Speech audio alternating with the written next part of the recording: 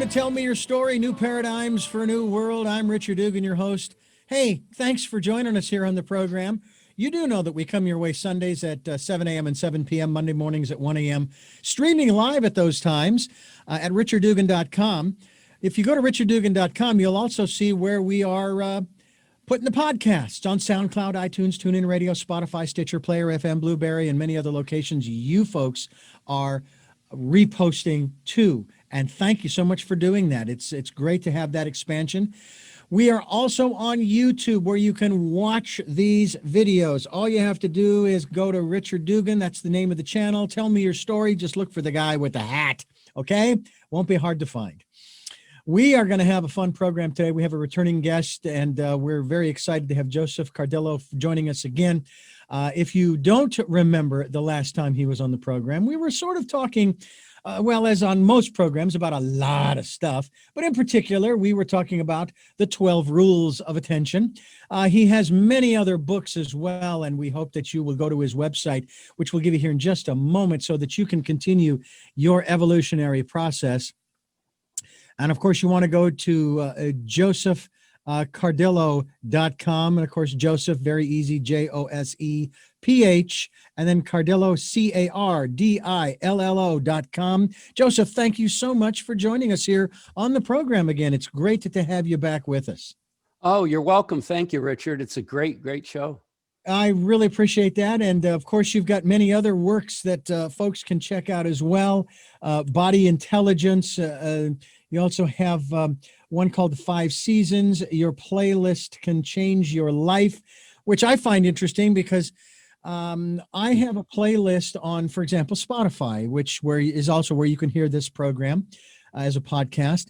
And I have my playlist is primarily specific artists. Now, each playlist is of a specific artist. I don't have a mixture, but they also provide me with what they call their daily mix. And it's interesting because we've listened to enough Irish music that they incorporate that into it. And it's great. So we love it. We love being able to hear that kind of music. And we're going to jump in here to the other areas we're going to talk about. But can we talk a little bit about this aspect of what you're listening to? Because that's one of the keys to, in my book called Choices, 5 Steps for Living, where you have to, your choice, your personal input has to match the choice that you've made for your life. For example, my wife, facing cancer surgery and chemo, had to decide whether she wanted to live or die. And one of the things I said to her is you have to match your personal input, the things that you read, everything that you hear, the people you associate with, and so forth. They need to support you in your decision to live. So can we talk a little bit about that, especially when it comes to music, when you say playlist, and let's say we're talking about songs with lyrics. Words have power, don't they? And so this is, to me, kind of the core. Instrumental music is also helpful, classical and so forth. But let's just jump in there for a few moments. Yeah. You know, as somebody who has worked with mind-body science for decades, I have to say that sound and music are something that many of us really favor in a way to affect the way we feel mentally, physically, and even spiritually. And we like it because it's able to affect us in just seconds. Music is in particular, and sound in general, music in particular is good to use to try to make those shifts that you were just talking about, because it's really the only thing that we know that permeates all parts of the brain. So it doesn't just affect your memory, or it doesn't just affect your language center. It doesn't just affect the auditory part of your brain. It affects your entire brain, and it permeates your entire brain. So I like to talk about it as a kind of like a smoothie. A healthy smoothie. And I use that analogy because I know that when my kids were really young, you know, my wife and I used to make them smoothies, and we'd put little things in there, you know, that they might not want right away. We put things like kale and other nutritious things in their smoothie, and they would drink it, and it would bring nutrition to their body. Well, music is kind of like that. Music contains ingredients or elements, so to speak, like the lyrics that you mentioned, and also other things like the rhythms and so on, and the sounds themselves that permeate the entire brain. So when you drink, for example, when you drink music, it's affecting everything. And so that's why, for example, this is how powerful music is. For example, we know that like an Alzheimer's patient who is in final stages might not recognize a window anymore, might not know what that is, might say, oh, what's that hole doing in the wall?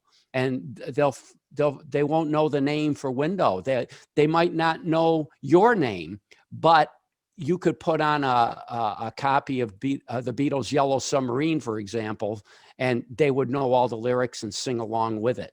And many of their songs going all the way back to childhood. And that's because music's permeated all parts of the brain. So even though the language center might be gone, that language exists elsewhere in the brain, in other parts of the brain, because the music smoothie, so to speak, has brought it everywhere.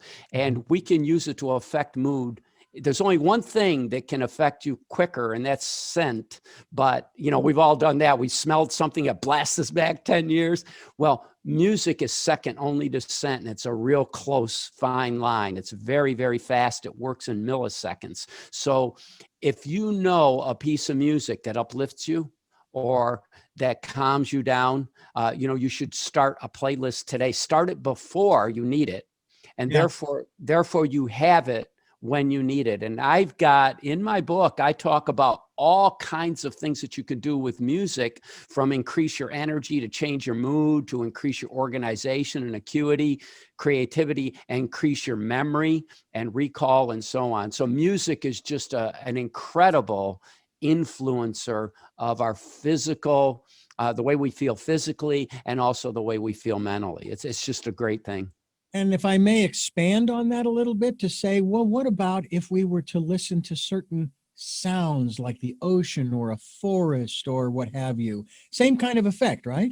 Same exact thing. And it affects music, and sound in general is able to affect the way our brain, affect the electrical activity in our brain, and it also affects the chemical activity in our body. So it's kind of like a double whammy. It can give you that boost of adrenaline or serotonin, and it can also give, and other hormones, but it can also alter the electrical activity in your brain and the way it works. And we can also use music as a sort of a reward to shape and condition our behavior. It's just a wonderful thing.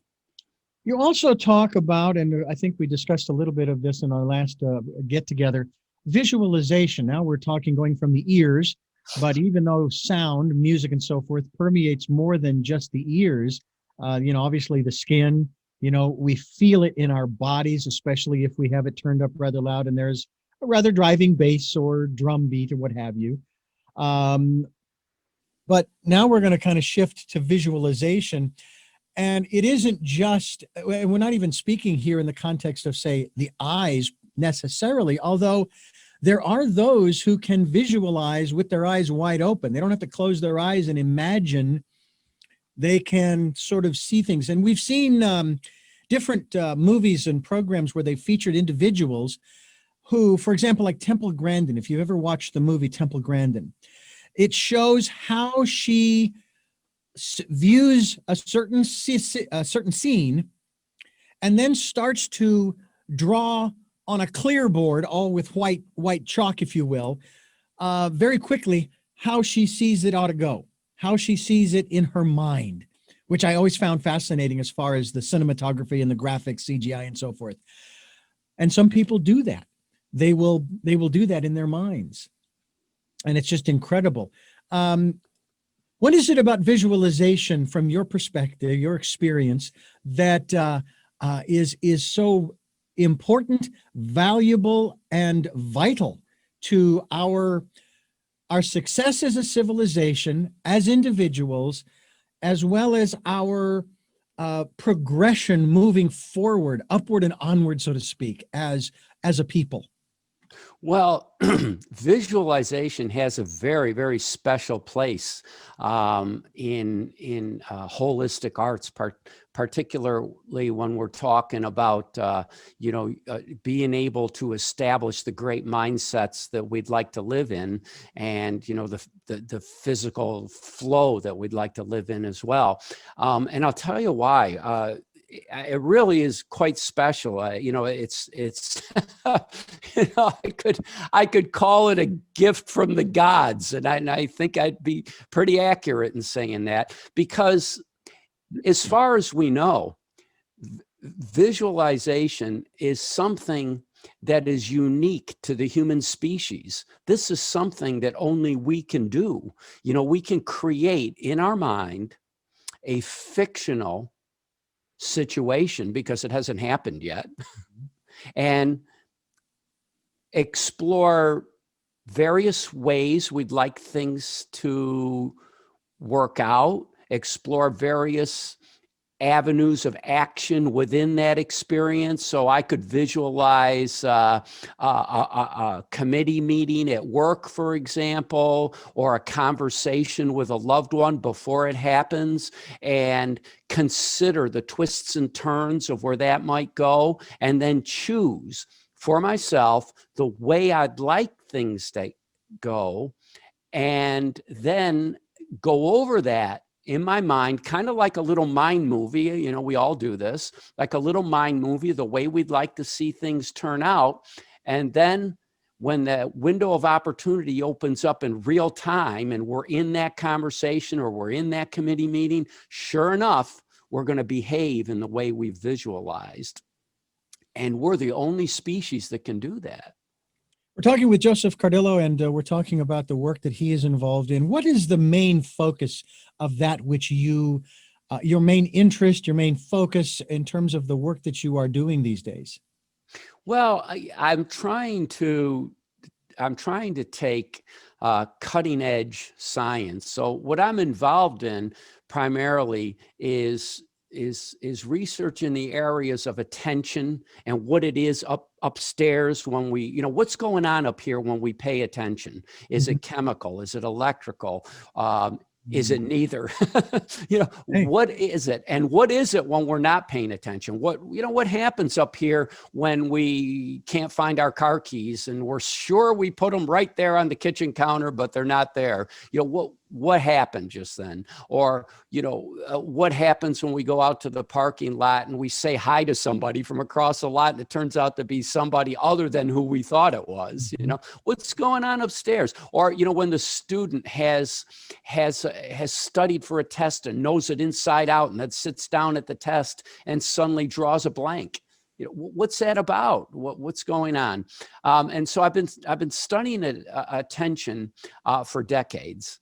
And involved in that is the connection between the mind and the body, which is where I started about 3 decades ago. And what I've been exploring is just how much can we affect the body with the mind, and what is the mind anyway? Is it or is it not part of the body? What is it?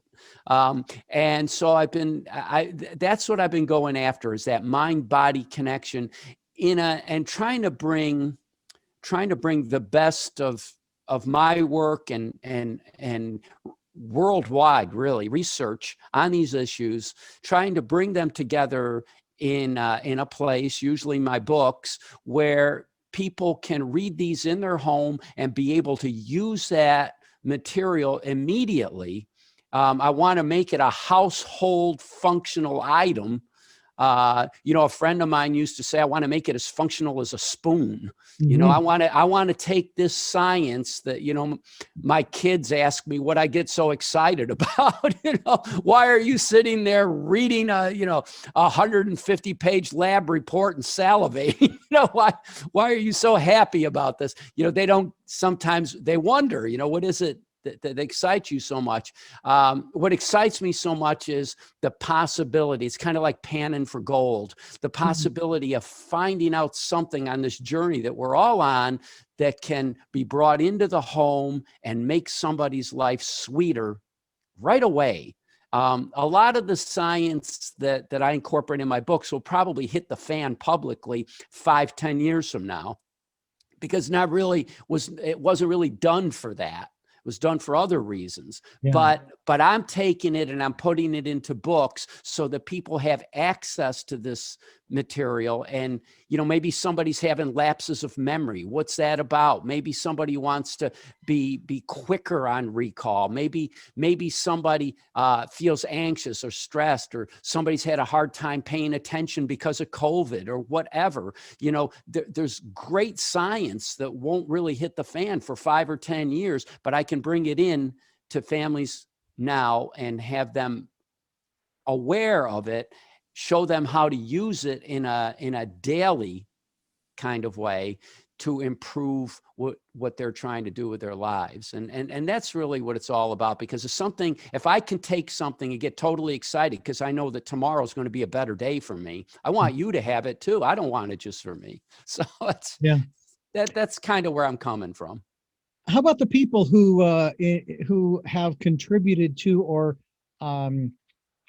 who you looked to from the past, who have supported and when I say this, I'm speaking now more of individuals that you've never met, but their research, their study, their investigation, their curiosity, their imagination has filled you with this enthusiasm, this excitement that you have for the work that you're doing. Are there individuals in your past, not just in your personal past, but in our history, who have influenced you? Yeah, absolutely. One of the people who's influenced me tremendously was Joseph Campbell. Just Oh, wow. influenced me Yeah. tremendously. I mean, I remember when I wrote my first book, Be Like Water. My publisher then was Hachette Books, which interestingly enough is my publisher now. So it's kind of gone full circle. But one of the questions they asked me when we were starting to come out and talk about the book was, who's your favorite author?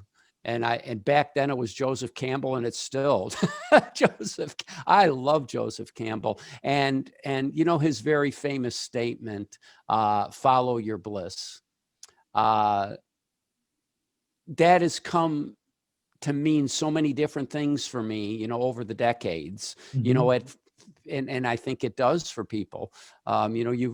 Because that's really what it's about. It's about finding out who we really are.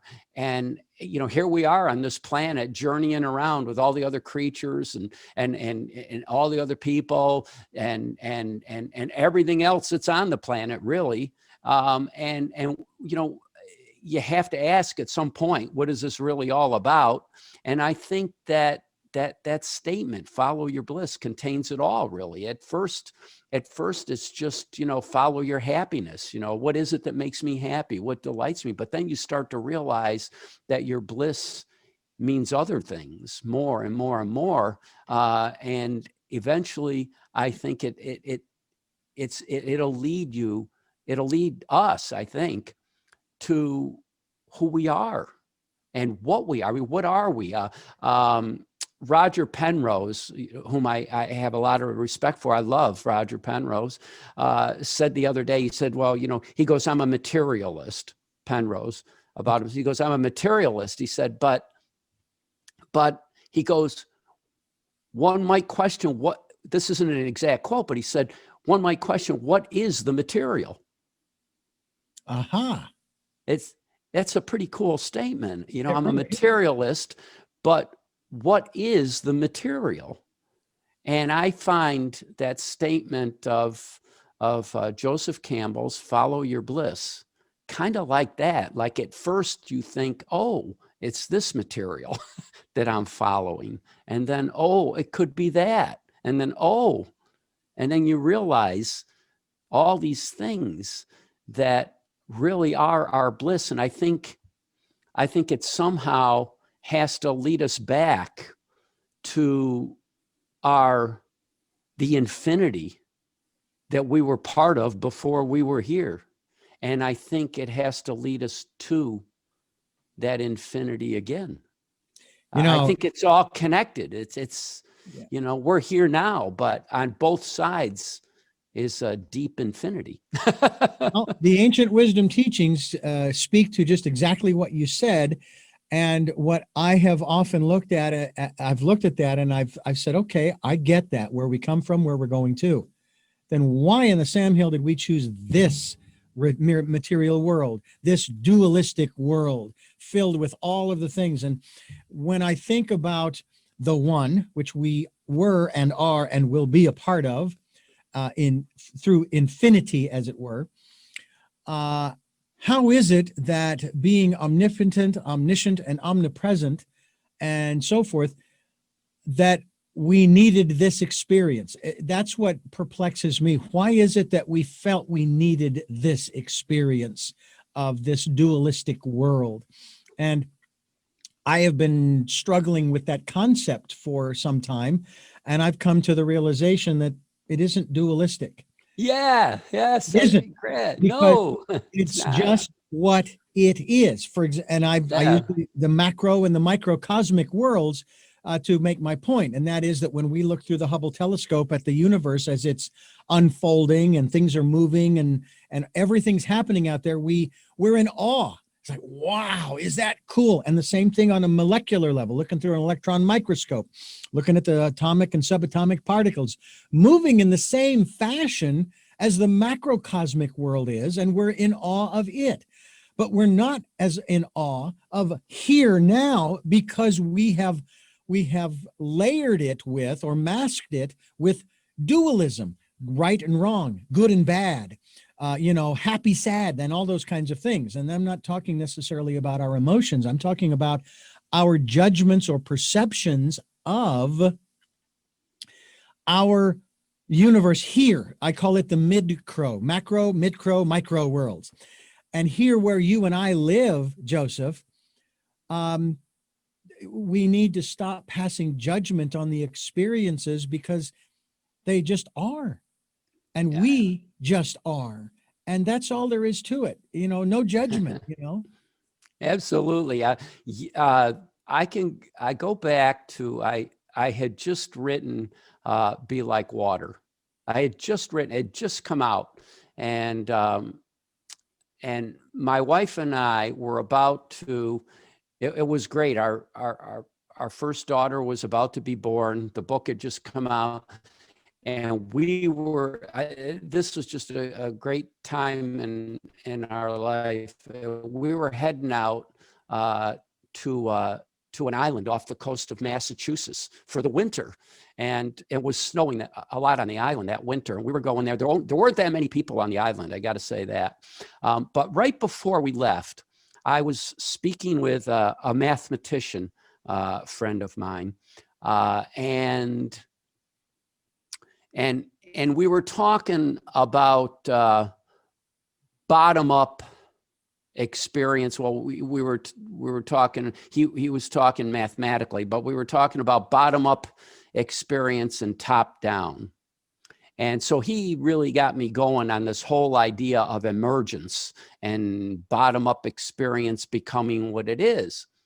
So here we were on the island, and I couldn't get the thought out of my mind. I just kept going back to it and back to it and back to it. And I said, somewhere in there's something good.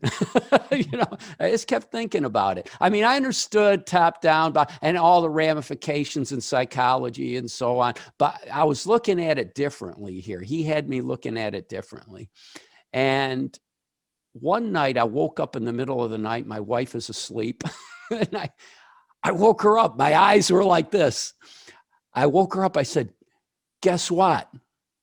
And she goes, what? I said, top down and bottom up can be the same thing. And I had realized that if you scale it big enough, if you just scale it as far as you can, or if you scale it down to its smallest particle till you can't scale it down anymore, they're the same point in time. So I called up my mathematician friend and I said, I told him the story. I said, I woke up in the middle of the night. My wife didn't appreciate it. I was telling her what I'd realized at about 3 o'clock in the morning. But I said, I just realized, I said, if you scale it up as far as you can or scale it down as far as you can, it's all the same. It's one experience. It's one field. And he goes, pretty scary, isn't it? And I said, well, yeah. I said, it's also pretty great. It really, it's pretty great. It was a big moment. And then, and this is interesting where we're going with this today, because then if you put the Joseph Campbell idea of bliss into that, wow, right? Because everything in between is your personal experiences, and you scale it up and you scale it down, and that suggests a whole other level of experience. It's just a wonderful, wonderful concept. So yeah.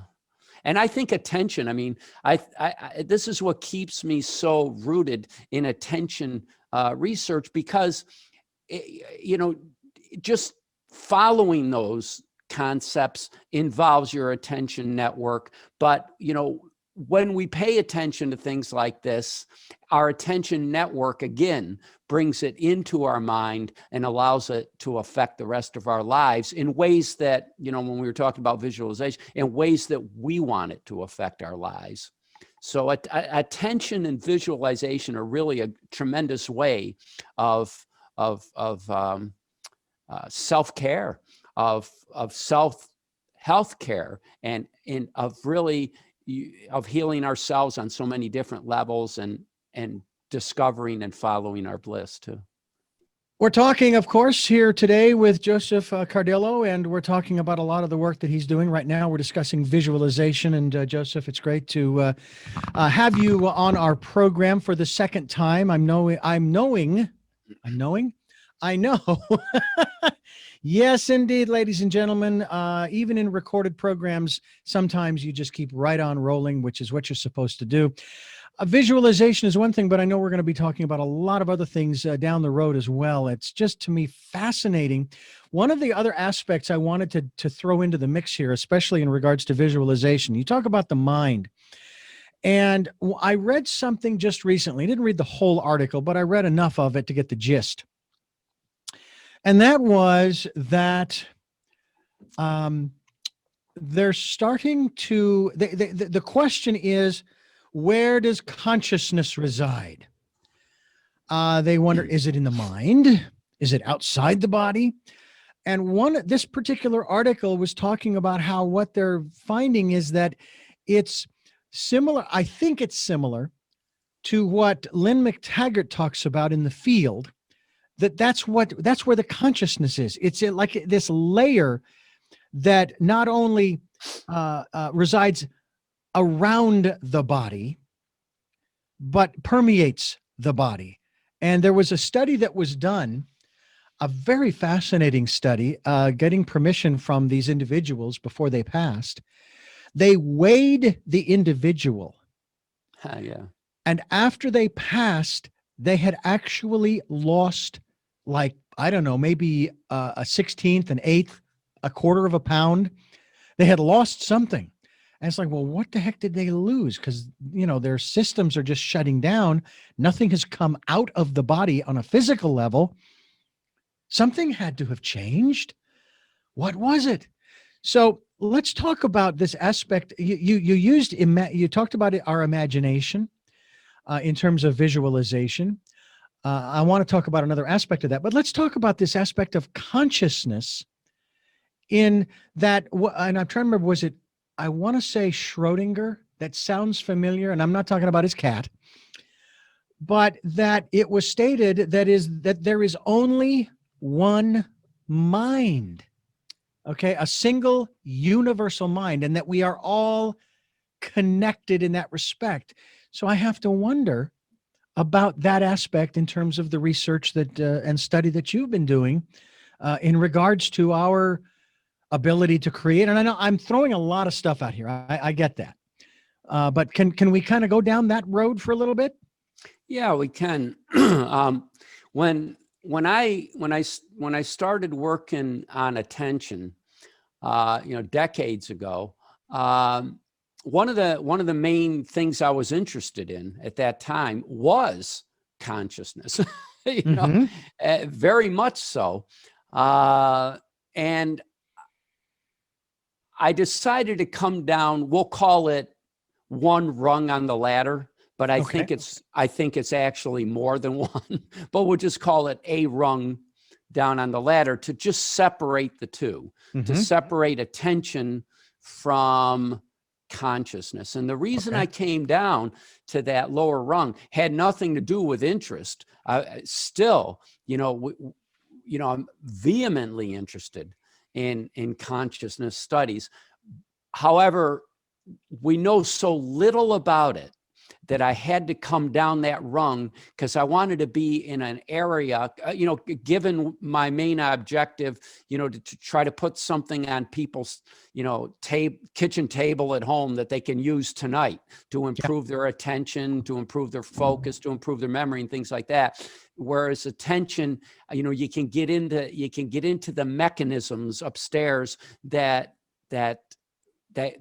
are your attention machines, and identify them, see how they work, and prove that this is what's going on when, for example, you are focused, when you are paying attention, and prove this is what's going on when you're not. It was a provable item, because it's completely in the realm of materialism. But consciousness was slightly different. We really know a lot more than we did 30 years ago, tremendously more. But I think that it's just a scratch on the surface. There's a lot more to understand, and the scientists that are out there doing that work are phenomenal, and just phenomenal. And the information and knowledge that they're bringing into the public conversation on what consciousness is, I think is extremely valuable, because of course in there might just be everything, well, possibly everything that we want to know about, what are we doing here anyway? What is this exactly? I think that there's some big answers in consciousness studies to come. What is the difference from your perspective in visualization and a vision? And I'm speaking specifically, and I'm going to use a biblical passage. Without a vision, the people perish. And we'll deal with the perishing part later. But is there much of a difference between having that, or is the visualization the process of the vision or a vision? That's a great question. When I write about it, I write about it particularly as a process, because when I'm using visualization as this tremendous gift from the gods to our species, that allows us to alter or to adjust our attention machinery to function in the way that we want it to function in important situations in our lives, and so that they turn out closer to the way we would hope they would turn out in our wildest dreams. So that's the way I look at visualization. But I also, look at visualization. I think I wrote about this in at least one book, where we have a whole societal visualization. This is where that sort of communal consciousness, communal mindset comes into play. That, for example, as a family or as a township or as a state or country, we can have a vision, and that will affect us in the same way. Because what's happening is we use visualization to create electrical coordinates in our mind that will be responsible for the way we think, the way we feel, and the way we act in any particular situation.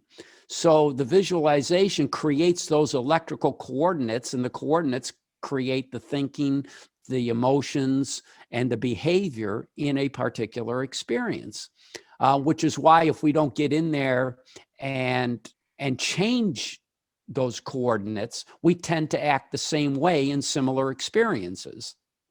So like, when somebody cuts us off on the highway and we have a certain reaction, it's those coordinates that are kicking in and making us say what we might say, making us gesticulate. If that's the way we gesticulate, we do that without, nobody thinks I'm going to say this when somebody cuts you off. You don't sit there and say, oh, I could say this, or this, I'll choose it. We just do it. We just do it. We just do it. And the same is true in interpersonal relationships. The same is true really in every experience. We just do it. 96% of what we do throughout the day is triggered by preset coordinates. And it's not a bad thing. Some of my friends say, well, then, what are we, a bunch of robots or zombies?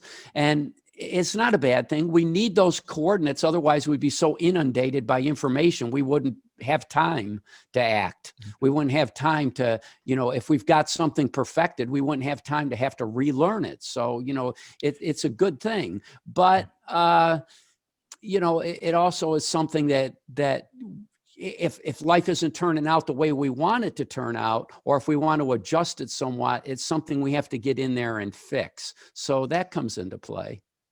You used an appropriate word there, react, as opposed to act. And of course, the description you gave, which we don't do, is we say, oh, that person cut me off. Let's see, I can do this or this or that. And that's part of the acting, not the reacting, because we're in our logical brain.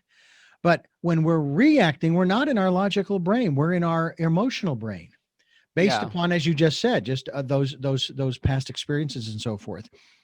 We're talking with Joseph Cardillo, and a very prolific author. Website josephcardillo.com. We're going to be, of course, we are already linked to his website because this is his second appearance on the program, and he's going to be back again in the future because this, to me, is fascinating stuff. I'm going to throw another element into the mix, my friend, to see where we go with it. We've talked about, of course, sound and music and so forth as an influencer of our lives. We've talked about visualization and a vision. So how does our intuition, and this may fall under the category of consciousness as we've just started talking about it, how does our intuition, that still small voice, and sometimes it isn't a still small voice, sometimes it is a still small camera that is showing us something, or it's a still small speaker of sound. I had an experience when my wife and I were in Ireland, and I woke up one night from a dream, but it wasn't a visual dream. It was an auditory dream, and it was very short. And it was our dear friend who had passed away in our home back in 2003, and we were in Ireland in February of 2004. And all he said was, don't say anything bad in front of Bridget. Well, I didn't know any Bridget. Okay. So a few days later, we take a ferry across to the Aran Islands, and we go to Inishmore. and we're in the cemetery. There's like it was like a cemetery of the 5 churches or 7 churches possibly. And I'm over at this seeming altar, and there was this big round stone with a hole in it. I'm taking a picture of the very first wheel, just joking around. My wife comes over and says, "You have to see this." Now, I told her of the dream. So she takes me over to this one grave site where this giant gravestone was laid flat on the ground. And she said, "Read the gravestone." And I read the gravestone. Now, my wife's maiden last name is McDonough, which was also the last name of the person buried under that stone. Wow.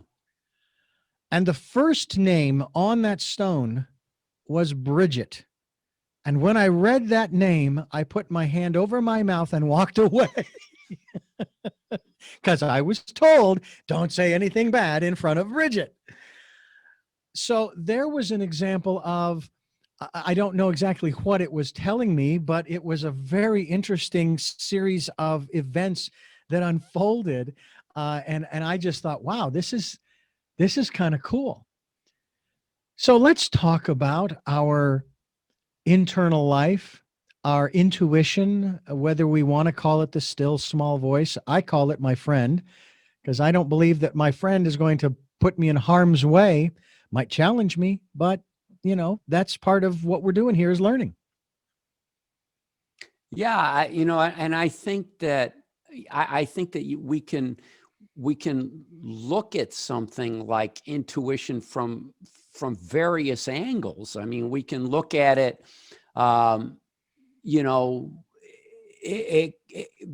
extremely materialistically, and say, well, it could be, sometimes my intuition, and I write about this in the 12 Rules of Attention, where, we have very powerful influencers that come in from the sidelines of our vision. And, I call it glance capability. So in just a glance, where we're picking up information that, we're not necessarily paying attention to it at the moment, but it's now clocked into our awareness and can influence us at any given moment or down the line. So we've picked it up on the in the peripheral detail, and it can influence us later. And we may not be paying much attention to it at all. And so sometimes, we might think that, or we might call that intuitive when we match it up. So something comes up and we go, oh, that there, is it. But other times it's really much more mysterious than that. It's much more almost mystical than that. How about this one? Now, I actually had a day when I was a kid. I had an entire day that seemed like every time I turned around, I've been here before. I've seen this. What about deja vu? Any thoughts on that in reference to what we're talking about? Well, because there's so many things that trigger our memories, again, it could be any sideline influencer. One of the interesting things about attention is that we don't have to be paying attention to something consciously for it to influence us. Mm-hmm. And that's kind of cool. We absolutely don't have to be paying attention to it in any conscious way for it to bear an influence. And an easy way to understand that even is with a lot of the subliminal advertising that people have become aware of over the years. You're in a certain part of the grocery store, you pick up a scent, you're not even aware that you've picked up that scent, and the next thing you know, you're buying cookies and milk. Right? You're not even aware. Yeah, you don't even know why you did that. Yeah. So we were paying attention to something that we weren't aware of, and there's a really cool thing that readers can do, and I've written about it in my new book and previous books. Let's say that I call it the elevator test. Let's say that you're in an elevator with a couple of people, and just for that short period of time, later on in the day, try to put your mind in that elevator again and see what you can remember about those people. Like, what do you remember? Do you remember their face? Do you remember something some of their apparel that they had on? Do you remember maybe a word or something that they spoke? What is it that you're remembering about the individual? You probably won't remember everything. And if you do, you should check it, because it probably won't be 100% accurate. But, what is it that you're remembering about that person? Then try to trace it back. Like, why are you remembering that? And it tells us more about ourselves and what's triggering our attention subliminally than it does anything about the elevator or the other person or anything like that. It tells us about us. Or if we're in a restaurant, for example, and just pick a stranger that just crosses your visual path, and somebody that you feel, oh, that's a nice person. And then, later on, try to remember that, and remember, what did you think was nice about that person anyway? And why did you think that was nice? And maybe a person passes your visual path, and you don't like them for some reason. You get that you should ask yourself, what is it? What is it that's making me not like that person? And it's very revealing about us and where our mind was at that particular moment. A lot of self-discovery we can find there. Anything from biases to something that was triggering our thoughts that we were unconscious to, and made us pay attention to that person. I mean, there's a gazillion reasons, but they're all really kind of fun self-discovery reasons. So attention plays into this whole idea of intuition. And by the way, we should pay attention to our intuitions and see how they work out. One really neat thing, and I suggest this in my book, one really neat thing you can do is to pay attention. So I got this big intuition that this might happen if I do this. See how that works out. And test it and see how accurate was my intuition. And then next time you're in that situation and you have the intuition, then you'll have at least one way of dealing with it. You'll have one way of deciding, do I want to act on my intuition? How much do I want to act on my intuition? Or do I want to maybe step back and think about it a little more by testing it? I encourage people to do that. So if you have an intuition, today or tomorrow, see how it works out. I mean, I look at it this way. What have you got to lose? What have you got to lose? And again, I still contest that your intuition will not put you in harm's way. It may challenge you, but it is not going to put you in front of a moving bus. Okay. I really don't think, you may be paying attention to something that your intuition may be telling you something that's vital, and you're conscious of it, but you're not paying any attention to it. And That's so it right there. So what your intuition is doing is bringing it there on the table for you and putting it in front of you so that you can clearly see it. It's kind of knocking on your door saying, here, you need to put your attention mechanism on this. Because remember, and it's a fact that we can be conscious of something that we're not paying attention to. And vice versa, we can pay attention to something we're not conscious of. Yeah, isn't that interesting? I also have a phrase that I use, or there's a word that people like to use quite often. It's called coincidence. I personally do not believe in coincidence.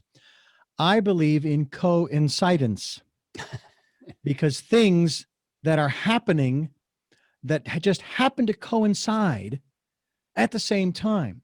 And there are some beautiful programs and movies that I have seen recently where they will lay out 2 or 3 or 4 independent stories of one another. You kind of watch it going, well, wait a minute, I saw what just was happening over here. Now here's story number 2, and now here's 3 and 4.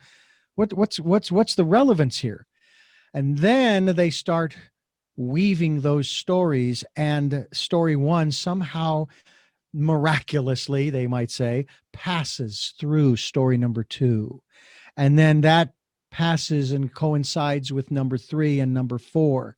and you never saw these people. And I think my favorite one was of the television series God Friended Me. And it starts out, the first episode starts out where he saves or helps this one girl. He didn't actually do it, but all of a sudden he's there with her, and this guy jumps out of a cab. He's a doctor, and he comes over to help her and revives her and everything. The next thing you know, the next person he is supposed to help is that doctor. And it's like each one of them builds upon the next one and the next one. And what it shows is our interconnectedness. Have you studied that aspect of all of this in terms of the coincidences, if you will, or the examples, if you will, or experiences of our interconnectedness?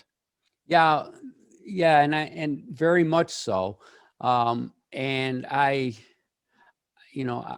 think that we can bring our attention. See, I think that at the core of, after decades of working with mind-body studies and science, and after decades of working with attention, I've come to the conclusion that attention's got to be at the center of all this, because attention is what's going to help us expose those coincidences that are happening like that, when it'll help us find the causation. And one of the things that I like to use, one of the tools that I like to use to help us expose the connectiveness between things that may seem disconnected or may just go right by us. I got to just step back for a second and say, when things are going great, most people don't want to ask that question. What was it that caused it? I'm not aware of it. I did things just the same as I always do, but today worked out great. But they don't even ask that question.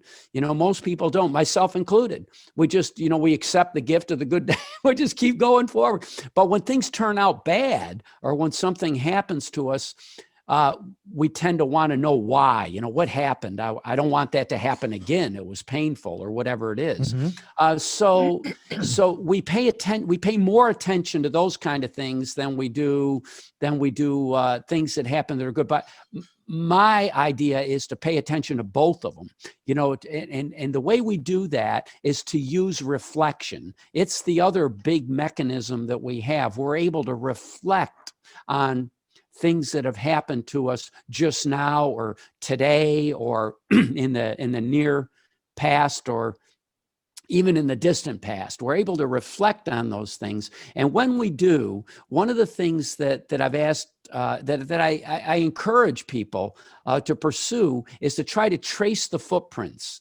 The footprints of what brought you to that particular action, or that particular thought, or that particular feeling that weighed in on the causation of what happened in that experience. So trace the footsteps of that experience.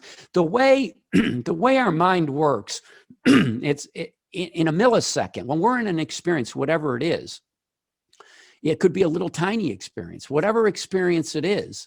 I get on my bicycle and I want to ride it down the road. It could be a little tiny experience. Or I get in my car and I want to drive it to the store. Or it could be something, more profound than that. But it doesn't matter what the experience is. What our mind does is it sends out, in a millisecond, all these little scouts, and they kind of scout around our brain. They go into our memories, they go into our thoughts, they go into our emotions, they go into our previous motor activity or actions, and so on. And they come back and they report to us within a millisecond all the things that we've done in similar situations to identify the pattern that's most useful in the given one. And what our brain likes to do is it likes to identify the pattern that we've used the most and the most recently. And, we talked about automatic behaviors earlier, and then kick right in to that automatic behavior so that, if somebody cuts us off on the highway, we're responding, we're reacting immediately without even thinking about it. We just do it. So we either get in there and control it or not. So reflection gives us the opportunity to trace our footsteps and find sometimes the subtlest of coincidences that occurred and start to say, you know what? I suspect that had an influence on me and the way things turned out in such and such an experience. Mm-hmm. Somebody might find out there was some really interesting research. I wrote about it in my book, Body Intelligence. And it was different things that might affect our attention. And I was looking at things that would affect, say, a student's attention before he or she goes in to take a test. Mm-hmm. And depending on what you're reading, I mean, you might be reading, a magazine with brilliant photos of vacation spots around the world. And you go in and you suddenly find yourself doing better on that test than you would have otherwise. And you're like, wow, I was really, I was worried about that test. I wasn't sure I'd remember everything, but somehow I went in there and I performed a little better. I outperformed what I thought I would do. Yeah. And if you go back and trace your footsteps and you go, it's strange.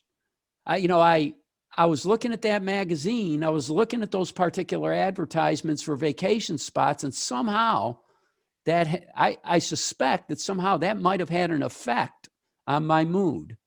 And so tracing the footsteps back to something and then trying to, don't stop there. Keep going.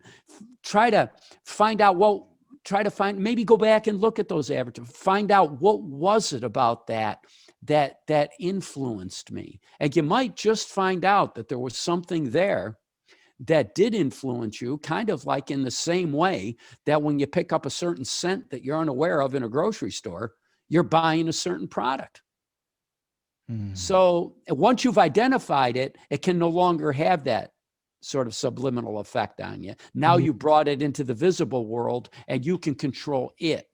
And so somehow in the core of all this, I believe that attention skill helps us identify those real subtle energies that affect us on a constant basis, 24/7. Mm-hmm. It helps us identify the good ones, and it helps us identify some of the things that we might want to edit and some of the things we might want to just delete and stay away from. Basically, we're sort of discovering the magician's secret to that particular trick. And once we've discovered it, we can never be manipulated, to use that word, ever again, because now we know why that we were manipulated before. Exactly. So what I'm trying to do is to come up with solid scientific tools that we can use and that we were born with that can help us identify some of these things that we all have a sense about, things like that, like what you were talking about, an intuition that I have here. Mm-hmm. Is there a way that I can deal with that in a tangible way? And I've spent an awful lot of my career looking for tangible ways of dealing with the sometimes abstract influencers of our life. Yeah. And what's also very interesting is and I would have to say that over the last few years, we've all been subject to a certain form of manipulation that may be put out there totally unconscious of the individual who's putting it out, because that's just the way they are. And it elicits those reactions from us that has caused the great divisions in this country that we experience today. Is that a fair example? because I Absolutely. find it hard to believe that the individual I'm speaking of is that intelligent to know exactly what he's doing, to elicit what he's doing to divide and conquer. It seems to me it's more of a it's more of a behavioral pattern that was established in childhood, that I'm going to create as much chaos as I can to get what I want.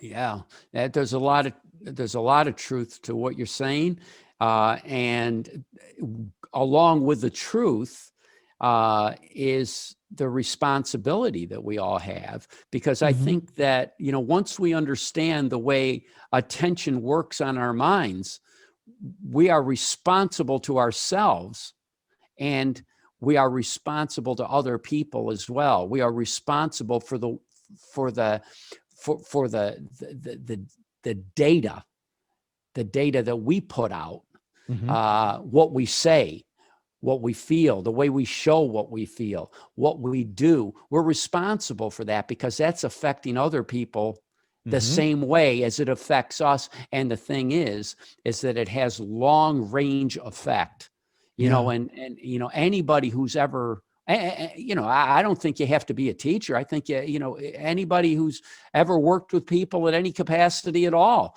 Mm-hmm. probably has heard from somebody, Yeah.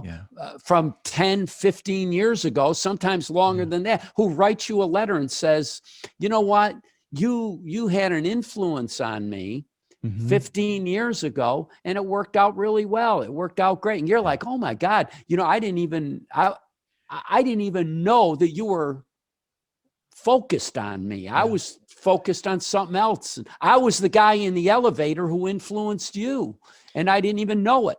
Yeah, So but I'm in sports and I'm not a role model.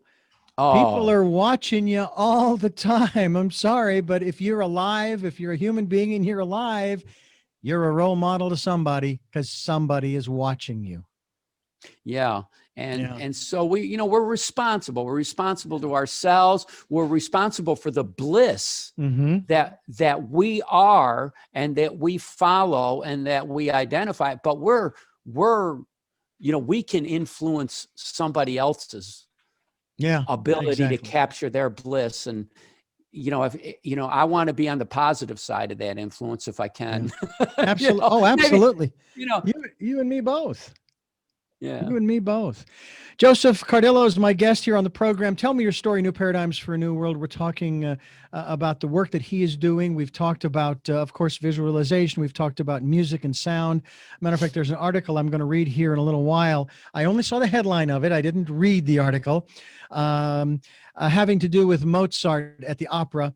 And I remember the studies that were done, and I heard about this thing called the Mozart effect, and I read about it and how the music of Mozart affects the brain in a certain way for us to behave in a certain way, and so on and so forth. Again, going to what you're talking about.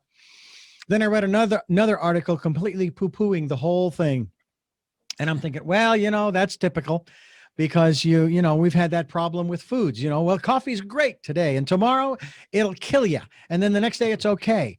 So it's like each one of us has to make our own determinations, but we have to become conscious. We have to become aware. We have to wake up. We have to pay attention, as you talk about in the 12 rules of attention, um, in order to be able to see those signs, in order to be able to catch them at the magic trick and say, I know how the trick is done. I'm not That's buying it. right. That's right. Yeah, and really, I think that's at the core of what I do, and so I try to, I try to figure out, this is how that trick is done. That's an excellent way to put it. Yeah. Put that on the kitchen table for people, and let them have access. Let them have a go at that trick now, not wait 5 or 10 years for that to become more of the public Yeah. conversation. I want them to have it now. Absolutely. Now, is your latest work 12 rules 12 rules of attention or for attention? Yes, Or do you it's have some that. No, that's your latest? it just the 12 rules of attention came out just about 3 months ago, and it's Okay. coming out. It's coming out worldwide via a French publisher on January 28th. So, Oh, wow. yeah. So wherever you speak French, you'll see, you'll see the French version, and it's coming out in China, and they're doing a special edition in China also for youth. So and I feel good. I feel good about this because they're going to use it in the schools and to teach attention and focus and self-awareness and to sharpen these skills in youth in education. So I just, I'm kind of happy about that. How about Audible? It's on Audible, ebooks, wherever Great. books are found, and Amazon, Barnes and Noble. Fantastic. We encourage people to go to your website as well, josephcardillo.com. We will continue to be linked to you, especially with this interview as well. And I have always enjoyed from our very first conversation, even before we started recording these interviews, I've always enjoyed our conversations because it seems like from the very beginnings of your research and study, you have thought outside the box, outside the 9 dots, as it were. One of these days we'll come up with a new one. I was trying to think of a way to incorporate the Rubik's Cube in there, but I haven't figured that out yet. Because if I was going to solve the Rubik's Cube, I would have a set of stickers and I would just put the stickers all the same color on each side. That's my solution. But I've seen people finish that thing in a flash. I thank you so much for giving us so much time here on this program. We are going to have you back to talk more about these things. And you have other books as well. I mentioned 2 or 3 of them earlier. What are some of the writings that you have done that you feel, and maybe it's the ones I've mentioned, but that you feel are probably should be maybe at the top of someone's reading list to help them through their day-to-day? Is it maybe the 12 Rules of Attention, or is it one of the others? Well, yeah, I had that's a great question. I had a theory about the way I wanted to write my books when I started 7 books ago, and the idea is that I wanted to update them. I didn't want to just write another book. Mm-hmm. I wanted it. I wanted to. I think it's the teacher in me. I wanted to put on people's table everything that I know about this subject to date. So if you never read anything else, if you read the 12 Rules of Attention, you know everything that I know to date. If you wanted to find out a little bit more about each little part of that, then you could go back to the other books. But somehow I managed to continue that progression to just, to just put it all in one, put it all there. There isn't anything in this book contains everything that all the previous ones contained. There's nothing that you wouldn't know, but you could find out the particulars by going back. And I think that my first book, Be Like Water, was a major breakthrough for me.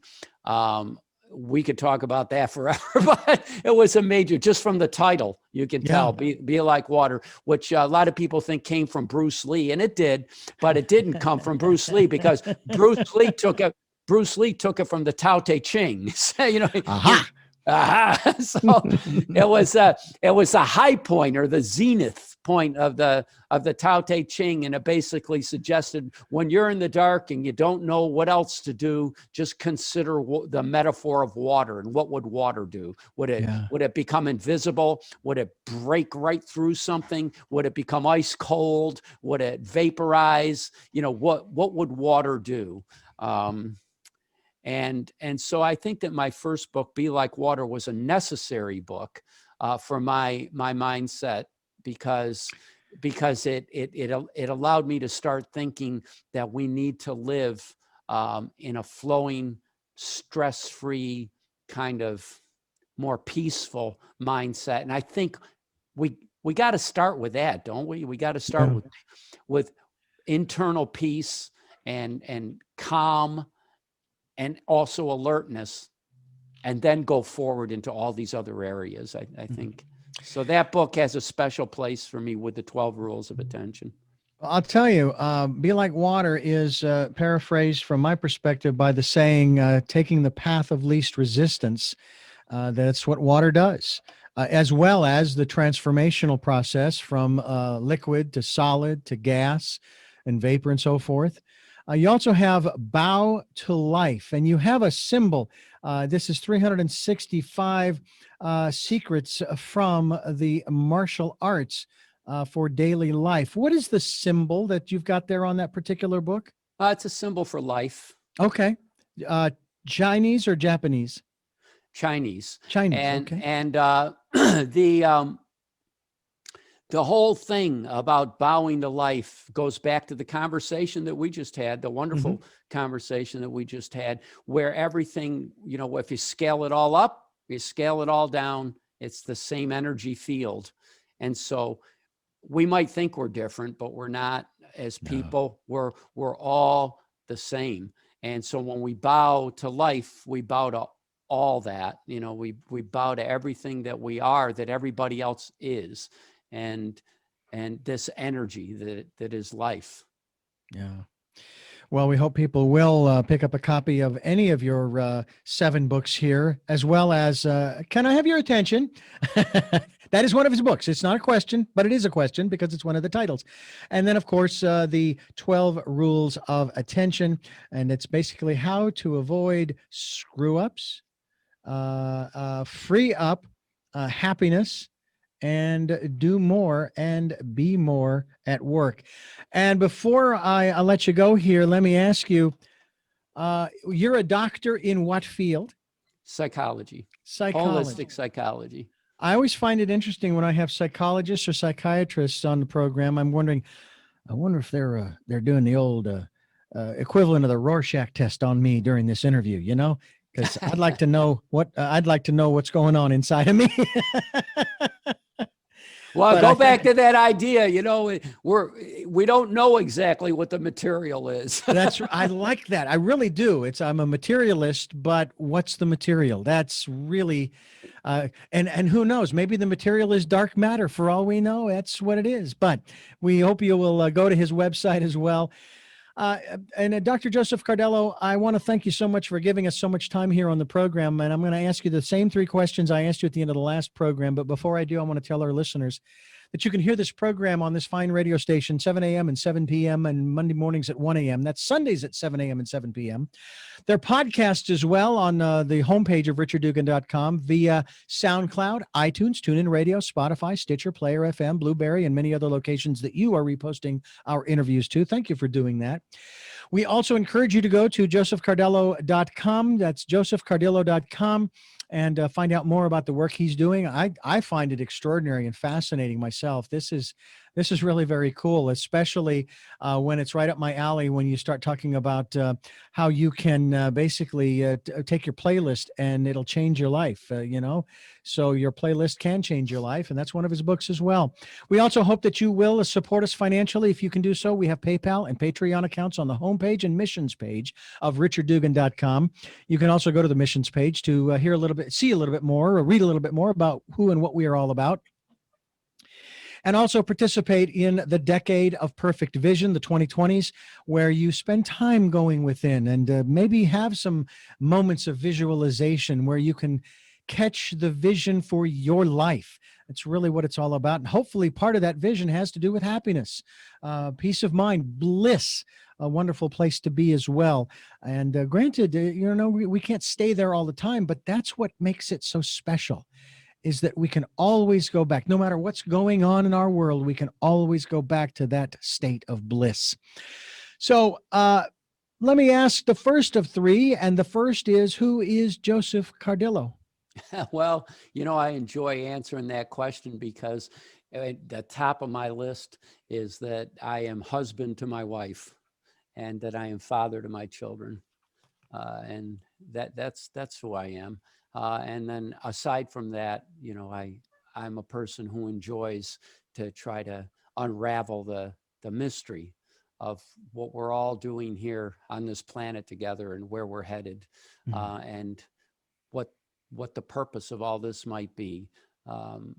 if I can come a little closer to it between now and whenever, then I'm a happy person. What is it that you hope to or want to achieve through the work that you're doing now? I want to bring cutting edge science in the area of mind, body, and spirit. I want to bring those techniques together in material. For me, that means books that I can share with people, put on their kitchen table so that they can open it up and find something in that book immediately that they can employ tomorrow. And hopefully they can find more than one thing. But if they find even one thing, I want it to be something. I try to put things in my books that will sweeten somebody's life up and just lighten their load. And then the rest is really up to them.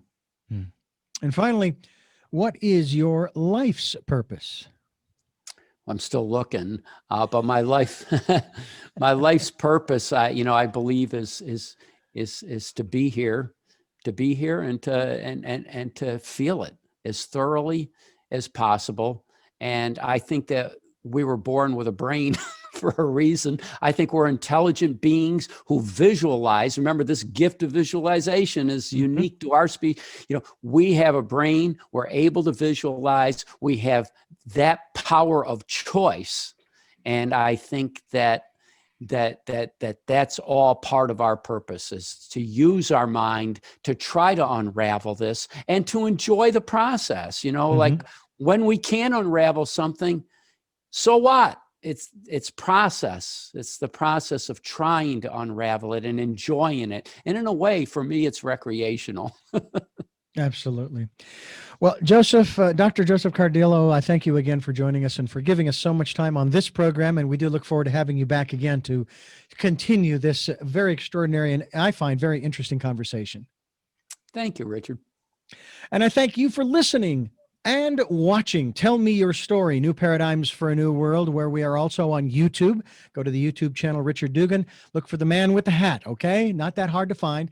And we hope that you enjoy them. We hope that you can support us, and we hope that you will go to josephcardillo.com to find out more. And until our next broadcast, podcast, videocast, love to Lal.